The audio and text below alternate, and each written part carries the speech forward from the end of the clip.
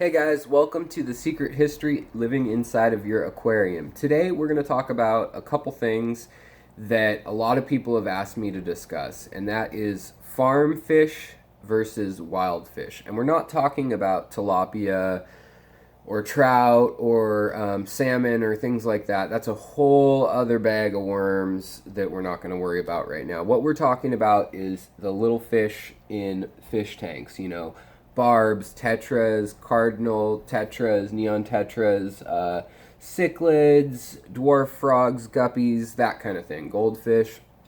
And I wanted to address a little bit of what's going on. I've been doing a lot of research, and I've had opinions for years on this, and they've kind of gone back and forth, the pros and cons. But really, I've had a recent experience that has changed my opinion, two experiences about how I feel about farm-raised fish. And I'd love to hear your comments, but essentially here's my take on it, and that is that we need to separate like American raised farm fish, or whether they're raised in Southeast Asia or the Czech Republic or here in captivity raised fish. Most of them are coming through Seagrass Imperial, Florida-based distributors. Miami and Tampa see just massive amounts. I know Seagrass does over 1 million fish a day coming through their plant, like 1,500 species or something. I've seen their videos. You can see their videos. I'm not going to link to them, but just Google it and you can see they've gotten very transparent about what they're doing. Whereas in years past, 15, 20 years ago, that wasn't always the case. Hurricane Andrew really kind of changed some things too. The python explosion, which wasn't on the fish trades business, that was a reptile importer. They don't know for sure. Some people think it was a zoo, some people think it was pets that got out. But regardless, pythons are in the Everglades now, and it has been kind of a rallying cry for what do we do about fish escaping or exotic creatures escaping. And clearly things like the Nile crocodile and cobras and stuff like that a lot of times people aren't even supposed to own in the black market pet trade. When you have millions of people living in a state, there's knuckleheads that are going to have those things. And there's zoos that are going to have those things. Now the zoos have put into place all sorts of protocols where they bag things up and they get them out when they know there's a hurricane coming. As for some of the farms of reptiles and things, they have now had to put into place things like berms that are 20 feet tall, or separation chambers between their reptiles and the outside water flow and things like that. But let me tell you really quickly, that's a little off subject, but that's how talking about invasive species, and for me that was one of the biggest hang-ups on why I for a while wanted to support wild caught fish. At the same time, I also was really distressed by the thought of depleting sometimes rare fish out of Lake Tanganyika, Lake Victoria, Malawi, different places where sometimes a fish is endemic to only like a certain reed area in that biotope, or in the Amazon if there's a certain tributary that only produces a certain type of pleco or something like that. Overfishing is a real issue for certain fish. That being said, a lot of new research has come out, and like cardinal tetras can be caught at massive rates. There's a great group called Piyama. They are working with wild caught fish in the Amazon specifically, and they're working on making it sustainable. So you have to know that there are at least 40 or 50,000 people who all day, every day are involved in the fish trade in the Amazon, if not hundreds of thousands that are tied in other ways to the fish and exotic animal trade. And they have a real interest in keeping these fish. They don't want dams built. The Brazilian government just decided that they would not be building any more super dams in the Amazon, which is music to my ears because there's people who live upstream, and that makes it so that it's always the wet season and they can let that out and up and down, but it really does hurt fish in that there's certain species that can only reproduce in the dry season. That's just their evolution. Or they can only reproduce in the wet season, and when it's wet all the time, water temperatures are different, TDS is different, all that kind of stuff. So that's one aspect of it to look at. But as the world becomes more and more globalized, it's becoming realized that we can't just take and take and take from the wild. There are now fisheries set up, whether by outside the country groups or indigenous groups, or a mixture of both, importers, exporters, wholesalers, where we had this wholesale like drag netting of things going on in the 60s, 70s, and 80s. That practice has really been slowed, if not stopped in many cases by many companies. The importance of making this sustainable is probably more important to a lot of these companies and indigenous groups that catch fish than to you or I on a daily basis of just, oh, that's sad, it's going extinct, this is their life. This is how they feed their families, and this is important. So what I appreciate after talking to several fish farmers down in Florida, I have talked to almost everybody that I've talked to has been a small family farm, 5 to 20 people working on the farm, if not just one person working on a farm. And they've built berms around their property and or moats of water, and then they have their ponds, and then they're covered with netting or what have you, so fish aren't getting scooped out by birds and things like that. But they've put into place just tons and tons of regulations, sometimes at a big cost to these farmers, in order to prevent that. I was just talking to one of the farms that is famous for inventing or breeding, I guess, the first blue crayfish. And he keeps all of those crayfish inside in a warehouse, because if there was a flood or situation, a crayfish can be an invasive species.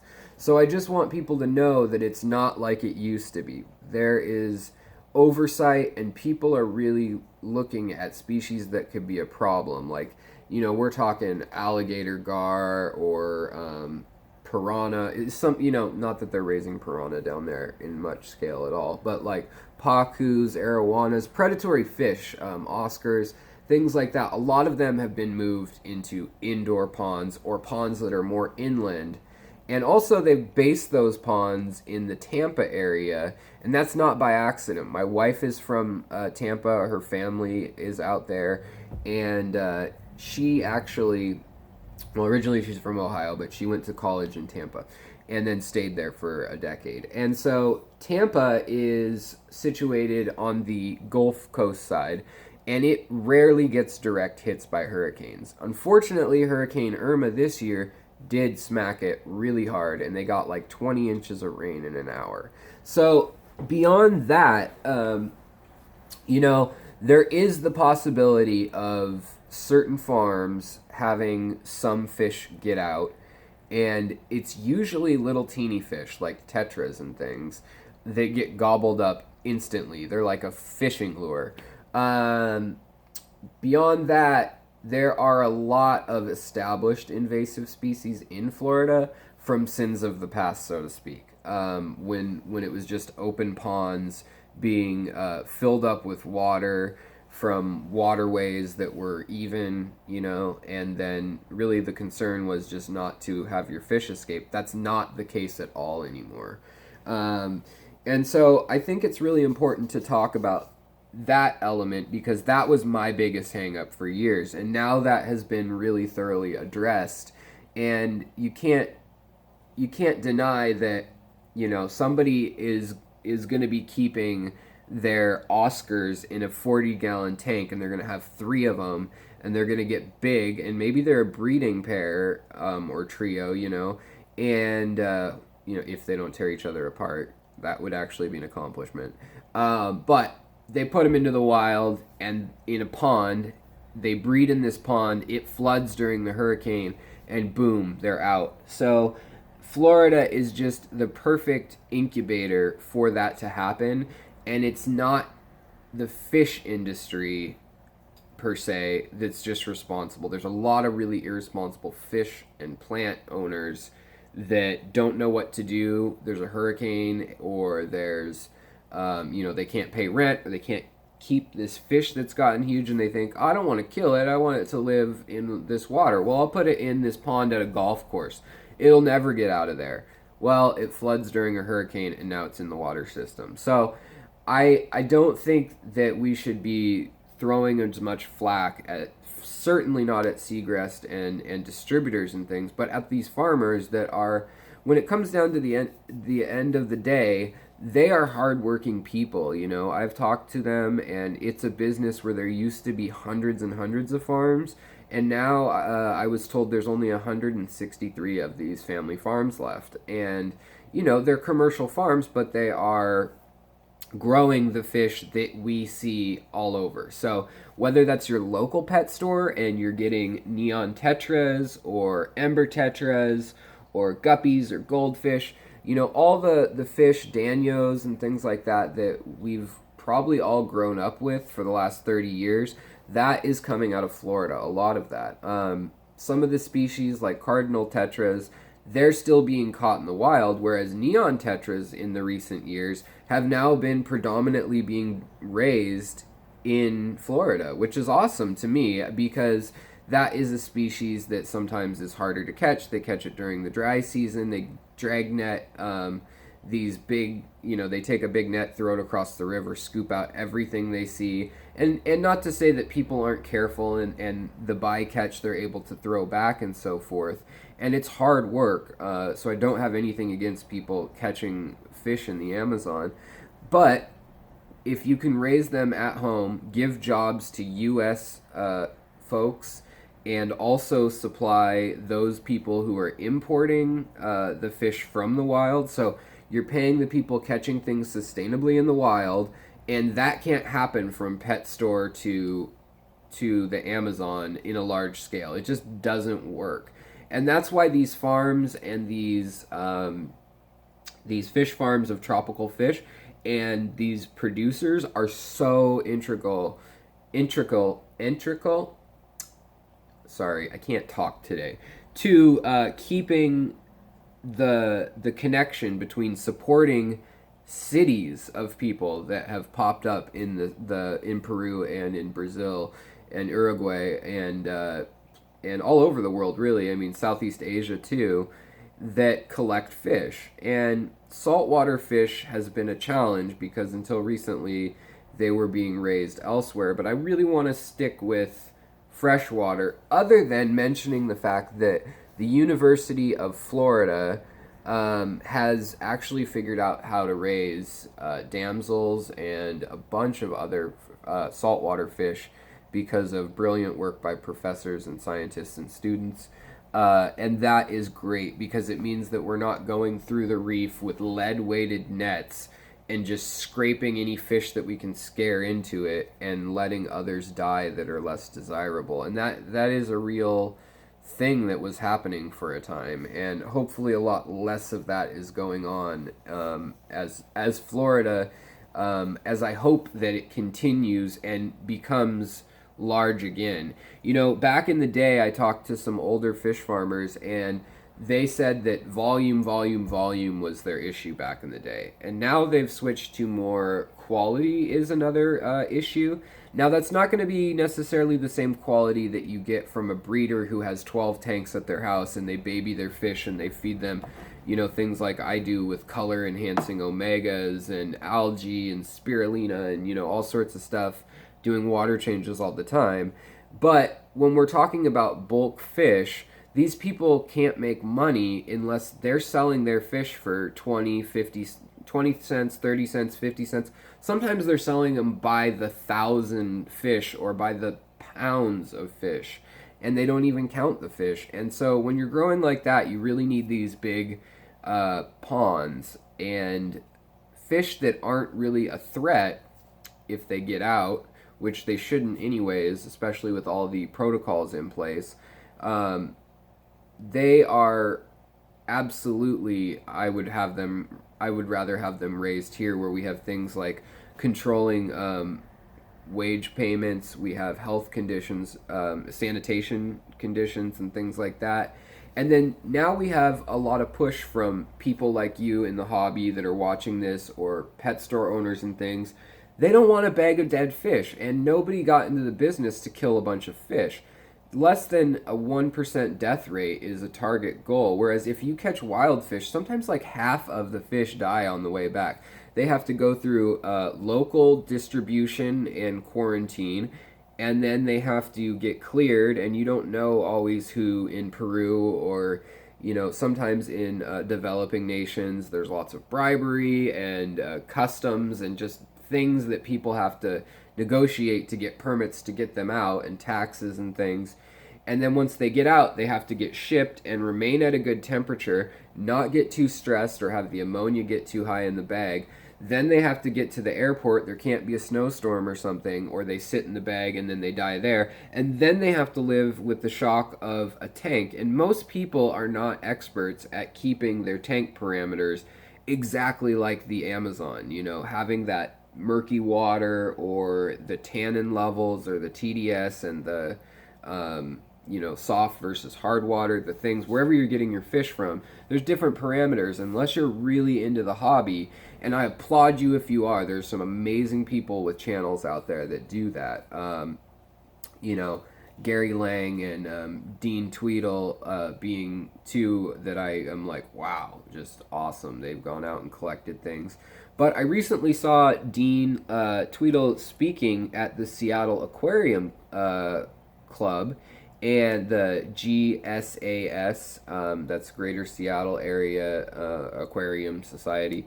And it's one of the older clubs in the country, just giving a plug to my hometown, Seattle. But he was speaking and showing us pictures of not a single fish that he caught did not have munches out of its fins, or chunks of scales missing, or worms, or parasites, or things like that, because they live in the wild. It was the dry season, they're condensed, they're crowded, it's silty. A lot of the fish, he said, just by the millions, were gasping and dying because they're out in a field now that was once underwater, under 40 feet of water. There's 40 to 50 feet changes in the Amazon. And so it's not like you think. Fish don't live a happy, carefree life out in the wild. Yes, it may be the way that nature intended it, or God intended it to unfold, but if we're keeping fish in our aquariums, the onus is on us as the consumers. We need to decide, do we want to pay $2 for a Daniel or a cherry barb, or are we willing to spend $6 and have them babied? And the answer is, nobody wants to spend $6 or $7 on that to have that occur. And so these farms are going to raise them in mass. But these farms are working with the university. They're identifying all sorts of pests and treatments of different pests, everything from ick and worms and things like that. Any species, even in a great tank, if they get stressed from anything, maybe it rains too hard, there's too much fresh water that doesn't have the right, hardness for them, and it throws them off, they get stressed, they get ick at the farm. They have staff on hand. They don't want to lose their fish. And so they are constantly working with scientists and grad students, trying to improve ways to treat them and transport them. They're trying to get them from their distributors in South Florida all the way across the world and the country in 24 hours. 48 is the top max. They put heating packs or cooling packs in with them, depending on the time of year. And they're really making an effort to change the image of the industry and the way it functions. And I can heavily support what I've seen of that, visiting my family in-law, as it would be, down in Tampa, and seeing that,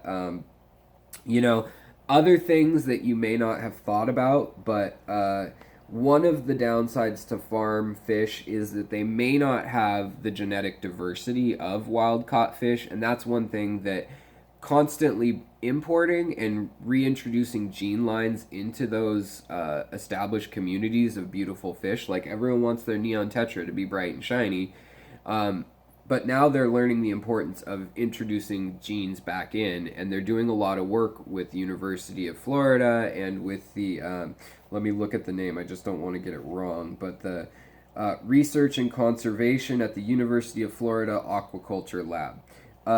They do amazing work. You know, they do biopsies. I was talking to a farmer just the other day, and he said that they're on his property all the time. He's always bringing them samples. They're looking at what killed this, what in shrimp and things like that when they're coming in from overseas, and we don't even know what they have because they were wild caught or farm raised in countries that don't have regulations. These farms are our front line of defense on figuring that stuff out. And yes, they need to do bulk. Yes, they need to feed their families and make it profitable. But if you want these low price fish to be able to make it from the Amazon to being bred or even just held in Florida fish farms, and then make it all the way across the country to your fish shop, then to you, you're gonna have to make some decisions on how that looks. Now, if you can and you want to buy from people who have 30 tanks in their basement and they've bred them all at home and they've line bred it, and you know, line breeding has a whole other set of issues too. So those micro farms, as it would be, or co-ops, they present other problems. You know, you can get some really specialized, awesome, and unique stuff from people who go collect and then raise them back home. And I've done that. I love that. It's pushing science forward, and we need that in tandem with the fish farms. But there's a whole other host of, you know, maybe there's a worm that we don't recognize from Sri Lanka that came in on that, and maybe there is a neurological disorder or a genetic disorder that's been passed on. So really keeping fresh blood in these populations and not overbreeding them. The fancy guppy is a good example of that, where people bred fancy guppies so much, and I love guppies, I love live bears, but they bred them so much that now they aren't hardy fish like they were. They used to be able to sit in a bowl that wasn't aerated, and they could, in the 1950s and 60s, you could have a guppy that wasn't bright colored necessarily, had spots of color, not a huge tail or anything, but it would survive almost like a goldfish in a fishbowl. Now, granted, I do not recommend you keeping even wild guppies that way. I think it's cruel. Same with bettas. I think you should put them in a planted tank. The other thing is planted tanks have changed the game, and working with aquaculture and the biology of plants, these farms have stepped up their game in knowing that they need hides, they need certain nitrogen and nitrate and nitrite fixing bacterias and plants, and no ammonia, things like that. The other thing is that sometimes wild fish have brighter colors. They have more guanine, and then they're also impressing a larger pool of fish that they need to compete with to say, hey, I'm the talk of the town, look at my colors. But that usually holds over for a few generations, and if selectively bred properly, that can hold over through the farm fish. So that's something also that's changing, and we're really on the edge of the new school of that fish farming. And I think if you can, support it. Now, the whole other thing of people saying Deathco, Petco, PetSmart, it just kills fish. Granted, I don't buy a ton of fish there, and it's not necessarily because of any one thing, but you know, a lot of times they have minimum wage workers that aren't passionate about fish, and they need a summer job or whatever, they're high school kids or whoever. They also have some incredible people working there that really care. But I've been in Petcos and PetSmarts alike that have terrible conditions where their fish are dying, they have ick, they have all these problems, and all fish arrive with bacteria, fungi, and ick. It's part of their biome. It's on their biofilm. It's in their guts, and when they die and when they sit in a tank too long, that spreads, and the smaller the tank and the denser the population, the worse that is. Now, a big farm outside, maybe you can catch it differently. I mean, like maybe they can catch the problem earlier and fix it. That being said, I also talked to farmers who had to cull entire ponds of 50,000 fish because they don't want to bring to the market an inferior product. They want people happy. So, really, the fish farming industry is driven by a demand of these massive pet stores, but it starts with the consumer. So if you have a problem with the way pets are kept at those pet stores, talk to those pet stores. I've seen a Petco here in Linwood that is run amazingly. They have cherry shrimp, they have awesome selection of stuff, and their death rates are low. I've never gotten a parasite or anything from them. Whereas I've also seen fish that just like in the tank, a lot of them are dead. And that comes down to who's taking care of them, the store, the resources, and probably how long the transit time is. You know, what day you go in, if there was a holdup in shipping, if it got stuck in a snowstorm. Those are all factors. But it starts with us as the consumers. And as a capitalist country and a capitalist globalist system, people will provide what you pay for, and you get what you pay for in a certain sense. So, just like organics, they're now in Walmart. Whether you think Walmart's evil or not, it shows that people were doing small scale organics. Walmart saw that there was money in that, and they started implementing that. Now, you can argue all day long about whether it's the same as, you know, local small farms, corporatism versus spreading the money around, but I can tell you that the Florida fish farms are owned by people, some of which work two jobs, have families, have other businesses, and who are fish lovers themselves, have aquariums. Everyone I've chatted with has aquariums at home and love to take care of fish. So do their kids. And it's an old group of people that ran those farms for a long time that are now in their 70s, 80s, and they're phasing out, and there's not a ton of young people coming in. And so it's important that we set the tone for how we want to go forward as consumers. That onus is on us. A farm will make what it can make to make money, you know, and we can't fault them for that because they have to pay the bills. They have taxes of like 30% or whatever, you know, sometimes higher. Plus, you know, in Florida this year, I was talking to a friend who he had fish and they had a freeze. They're tropical fish in Florida. Who expects a freeze to hit? And, you know, it can kill half their fish. It can kill all their fish for that matter. So, supporting our domestic fish farms is something that now I feel pretty passionate about when I see how they've been run and how it's changed. You know, fish coming out of the wild, they're going to be more pricey because you have to do that quarantine process. You have to ship them up here and all that. You know, they also may tend to look better, but not necessarily their fins and stuff. They are chewed up. You know, it's a jungle out there, literally. And fish get beat up, you know. Dean Tweedle's talk, every single slide, like I said, every catfish was missing part of its tail or its fins. There were a lot of fish that when they got them in, there's like half a fish left. And so it's not the prettiest industry in that nature's not the prettiest thing sometimes. Like, it can be beautiful in your tank. Your tank, I guarantee you, your fish are living longer. Now, the last downside that I can say, as opposed to all these pros, really, that I feel by the fish farming, and that is to say that people who are informed and like the hobby, they will pay more for a specialty strain from breeders, from people like Lucas Bretz or from, you know, Rachel O'Leary, or, you know, anybody out there who's got a channel or who's a breeder, who has spent years honing their craft. And to them, I applaud them. They went against the grain before it was popular.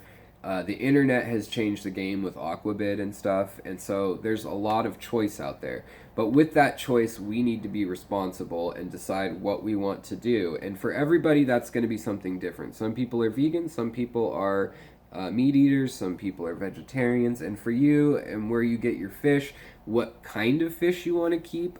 Do you want to be keeping Asian arowanas? I mean, they're illegal in the U.S. now, even though they are bred under special licenses and things. But do you want to be supporting that? Do you think that adds to the genetic community and you can care for your fish in a 500-gallon tank and take care of it? If you can and you do, then more power to you. But it's the people irresponsibly taking care of their fish, and taking care of black market fish that come in at low prices with all sorts of issues that are a real issue, as well as the big farm fish not themselves having a problem. They have usually under a 1% death rate. And one farm that I talked to, who I will be working with and speaking to you guys about in the future, a really kind guy, and I can't wait to share some info with you guys about this later in the coming months. But he has less than a 0.5% death rate, and that's shipping from Florida to Canada. And that tells you right there a lot, because Petco may have a 20% death rate of that. So it's not necessarily the big fish growers, it's the people on the receiving end, whether that goes to a small pet shop that's local. I prefer to buy local because it supports people in my community with kids, with families who keep that money in our community. Whereas big corporate groups, yeah, I go there to buy tank sales and things like that because I'm not made of money, and I make that decision and moral choice to support their company by buying products there and chemicals there or through Amazon. But that does hurt the local fish business, and a lot of times I will pay more to support your local fish room because they have these farm fish. They have imported fish that came through the same distributor lines that wouldn't be there without the farm fish.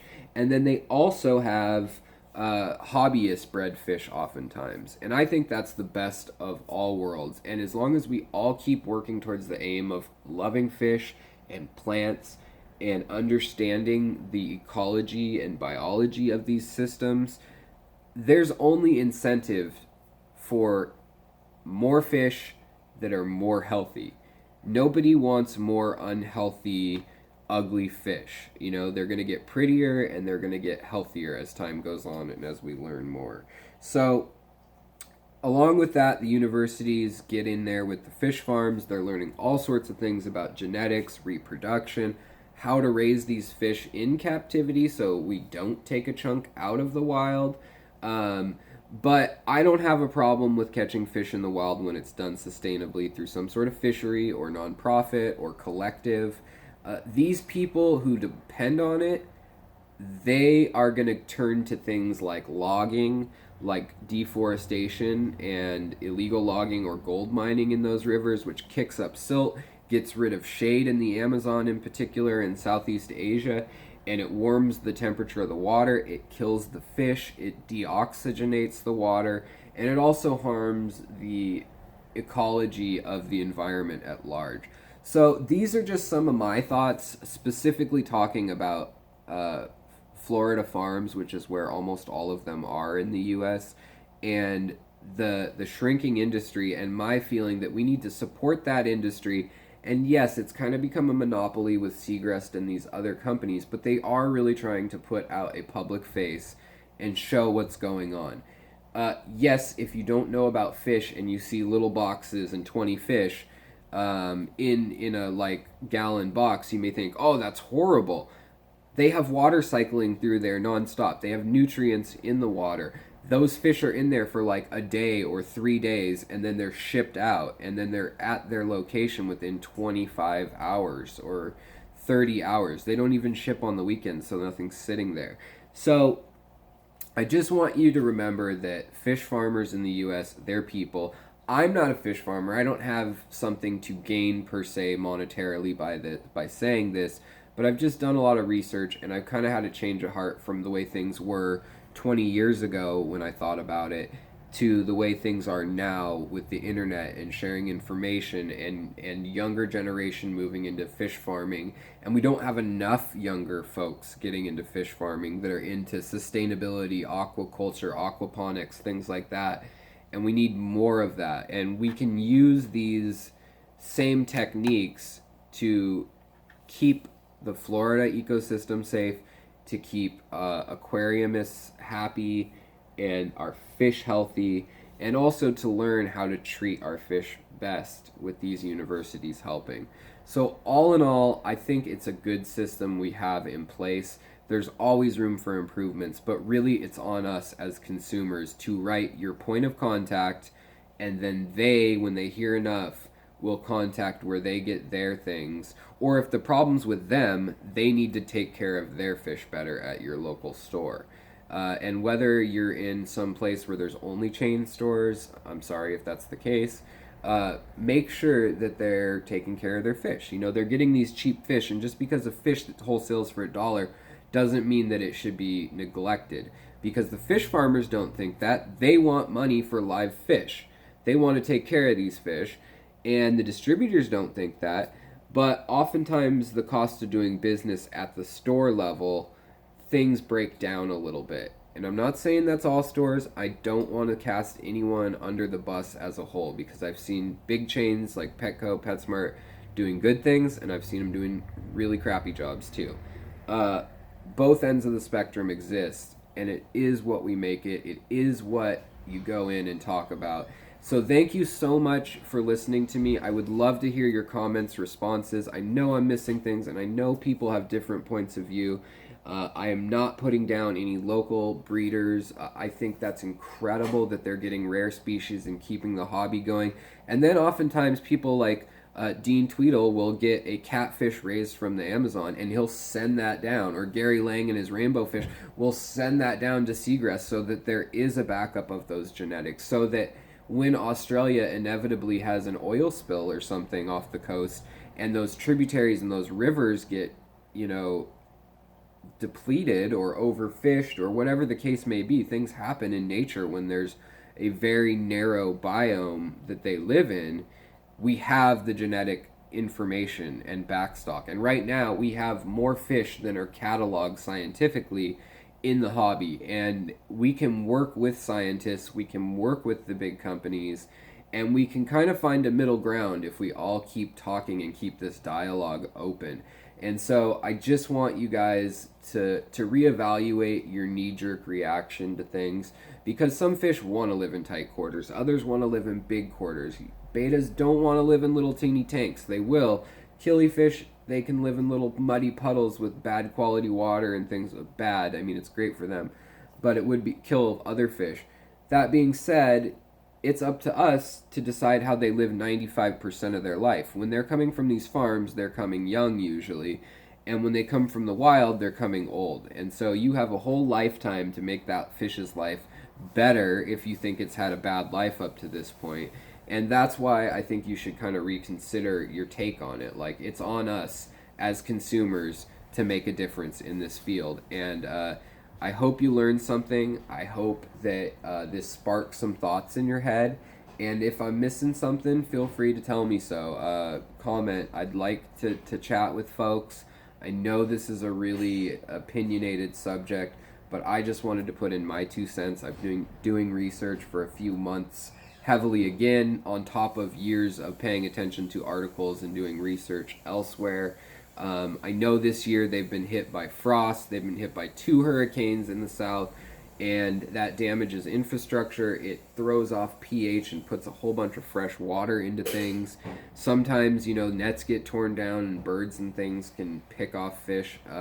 There's just all sorts of things that can happen, and the cost of having to move things or lower ponds 20 feet or whatever it may be, that's not free either. And, you know, Florida's state ecology department and Fish and Wildlife are working with them on all of that, and it has come so far from the days and where it used to be, and it is going in a good direction in my opinion, and we need to make sure that it keeps doing that, and we need to support that rather than maybe buying direct from Thailand only or from Indonesia. Now, I'm not saying I have a problem with them, but I'm saying if we have the choice of doing this in the US and supporting those other countries which have lower costs of living, and 40 cents to them is a big deal, and then we sell it here wholesale for 80, that's a win-win for both sides.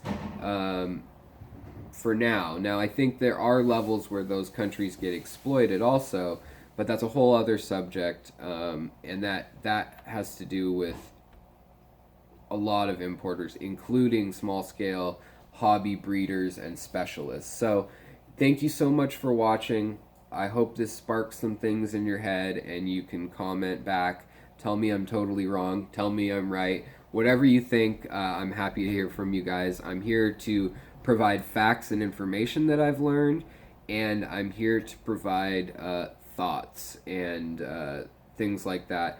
I have kind of put forth a bias or my feelings based on facts, but I don't want to tell you what to think. I just want to tell you the things that I've observed and learned recently and learned 20 years ago, and how much those things have changed since I started getting into breeding fish and things like that. So, thanks for staying tuned. I know this was a long one. It's a long chat. It's a big subject to talk about. If you're still here, that means that you must be digging what I'm doing, and I can use all the likes and shares and support I can get. Check out my other videos that are shorter. They're usually science and history oriented. I'm going to be working with some of the independent family farms that are raising fish, and I want to be talking about history and like who raised the first fancy tail guppy, who raised this or that. And oftentimes it's people in clubs and things that then share that with the farms, and then it becomes available on the mass market. Right now, plecos are going crazy. Zebra plecos, they're going for 150, 200 bucks. Probably in a couple years they'll figure out a way to farm them indoors somehow or something like that, and they'll be more available, and everybody will be able to have these things. And that's just the way the fish industry goes. Guppies are notorious for that too. You get a cool pattern that's brand new and some traits, and then they're guppies. They breed every 30 days, and pretty soon you let two people have fish, they let two people have fish. It's exponential growth. And it's really important for us as consumers not to put our fish in the water. Don't do that, please. That is something that is a non-debatable fact. If your fish doesn't live in the area, don't put it in your water, in your waterways. That's the number one thing, especially if you live in Florida or Texas or somewhere where they can survive and impact the waterways. So that's also on us too. So thanks for staying tuned. I hope that your fish are doing well, that you're taking care of them, and that they're taking care of you, keeping you entertained and emotionally happy. And I hope that you learned something in this video. If you want to support this channel, help me go find out more information. Stick with the science and rather than just politics and world events and things like that tie into Aquaria. Check out my Patreon page. You can get cool rewards such as portraits for your fish.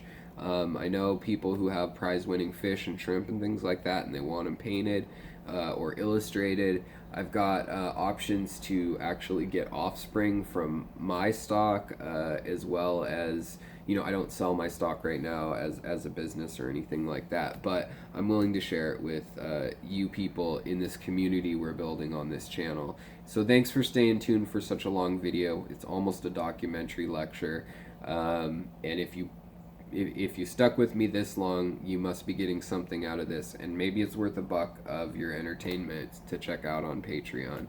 But I hope, if not, that in the future I can earn your respect and your trust, and also answer the questions you want answered, do the experiments you want done, and that we can talk about the secret history living in your aquarium. And today, that was a discussion about ethics, about the realistic implications of farm-raised tropical fish, and the economics of U.S. Distributed and cultivated fish, whether that's F1, F2 generations from wild fish that are being bred, and then they get new stock and new blood mixed in to keep them strong, or whether that's cultivars that have been in the industry a long time and they're stable. We need to look at all of that, and I think that the people with the money in the industry that don't want to lose fish, like Seagrass or Imperial, other places like that, they're the ones who are going to have to lead us. And it's important that they hear what we have to say, because they have done it, they're doing it. You can see their public relations campaign, You may not know that if you're not a total fish nerd, and some people may blow it off as, they're trying to cover things up, but they really are doing a sincere job of trying to be a financial company that takes care of its employees and makes a profit, and having a respect and care for their fish. They're not in their care a long time in most cases. There are small farms that raise them, and then they come into these distributors that you know of as the big corporate fish company, big fish, if you will. And it's really a small, tight knit community. Everyone knows everyone down there. So I just wanted to take away some of that boogeyman story kind of thing that you might hear sometimes. And if you want to talk more, leave me a comment, give me a video response, whatever. So thanks for tuning in, and I'm really excited to share with you what I have coming up next, and I hope you guys have a great day. Keep on swimming, and I hope you tune in next time. Thanks, guys.